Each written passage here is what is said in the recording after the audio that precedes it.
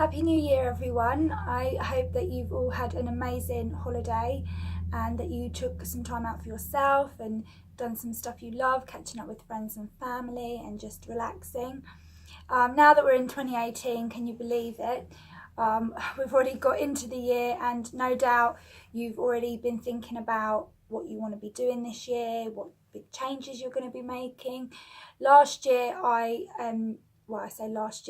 week last year, I sent out an article about resolutions and how a lot of people don't actually fulfill their New Year's resolutions and that promise that they make to themselves of things that they are going to do in the new year. I briefly talked about how the best way to make sure that you succeed with your New Year's resolution is by being as specific as you can.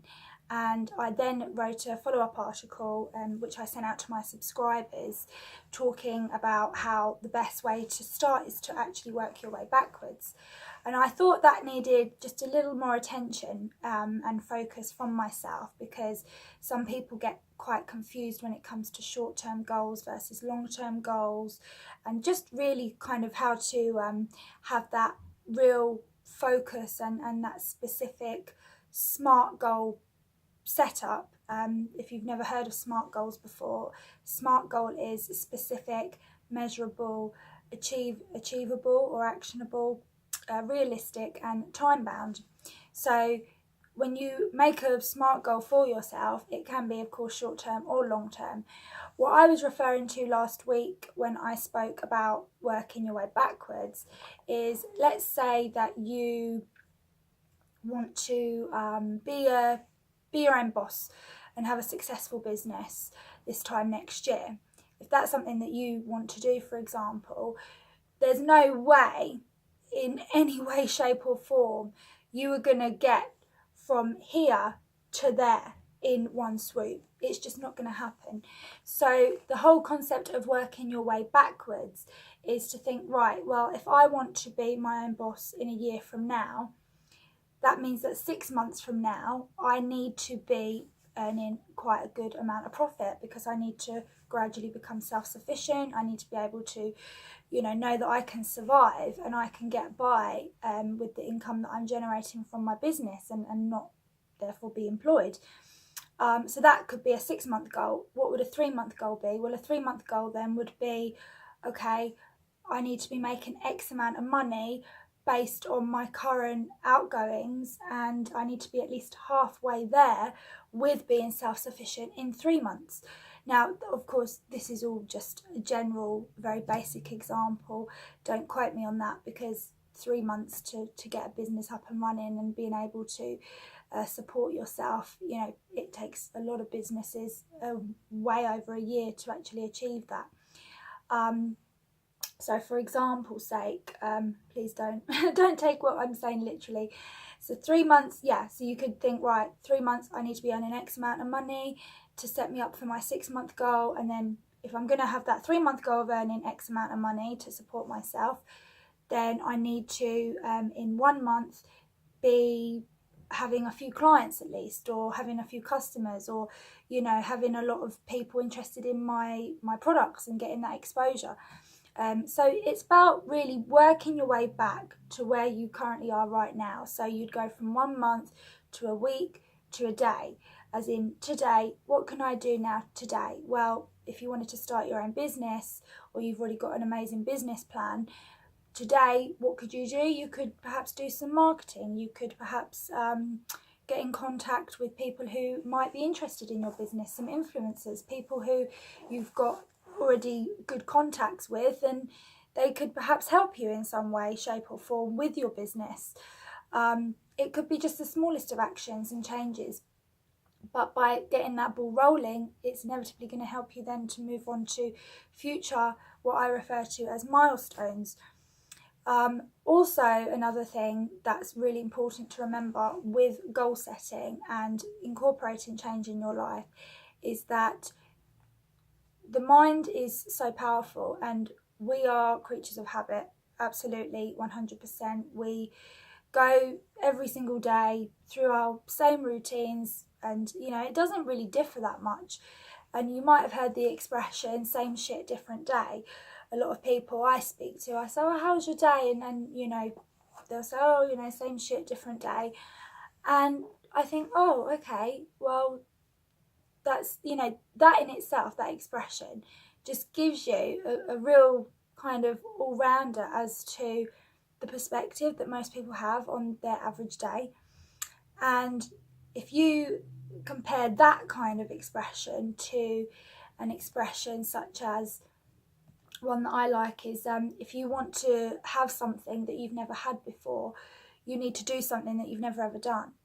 And I think that quote really kind of depicts the whole message and ethos that I would really love to get out today, which is that you need to be kind to yourself. You need to be aware of the fact that we are all creatures of habit. We do the same thing more or less every single day. We go through the same routine, we go through the same motions, and if you are going to think, right, it's 2018, I'm going to lose 20 pounds, I'm going to become a millionaire, I'm going to go to the gym, I'm going to get more healthy, I'm going to stop eating junk, I'm going to save up money, I'm going to pay off my debt, I'm going to find the love of my life. You know, you can't, I'm all for changing one's life and, you know, really turning your life around. That's why I do coaching.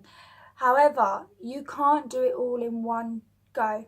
You really can't. We can have these idealistic visions of, okay, this is how I want my life to be, and that's great. But if you are really, truly serious about creating these changes, you need to take it one step at a time. And my ebook, Your Passport to Freedom, discusses that in a lot of depth and gives you an actual breakdown from chapter 1 right through to the end of how you can incorporate long-lasting change in your life. And it is all about taking one step at a time, setting specific individual goals for yourself based on where you are right now. And instead of choosing 10 goals, just have that one goal. You can have 10 goals for the whole year, or even, you know, 5 goals for the whole year, big ones. But if you're going to try and create lots of changes all at once simultaneously, the chances of you succeeding are going to be a lot slimmer, simply because you're going to try and do so much all at once, and you're just going to end up getting overwhelmed and losing the momentum. And before you know it, those old habits, that old routine is just going to, it's going to have the more dominant power over you to stop you from actually carrying on and thinking, no, right, I can do this, I can do this. It's inevitable. I've done it myself so many times before. And coming back to the power of the mind, that's another thing that I'm going to be discussing in a lot more detail, because our mind is so powerful. And when we get into habits and daily routines, we program this information into our mind. Same with our thoughts and feelings, and I'm going to be discussing all of that in coming videos. But for now, it's important for you to understand the power of your mind. It's a bit like brushing your teeth or getting dressed on a daily basis.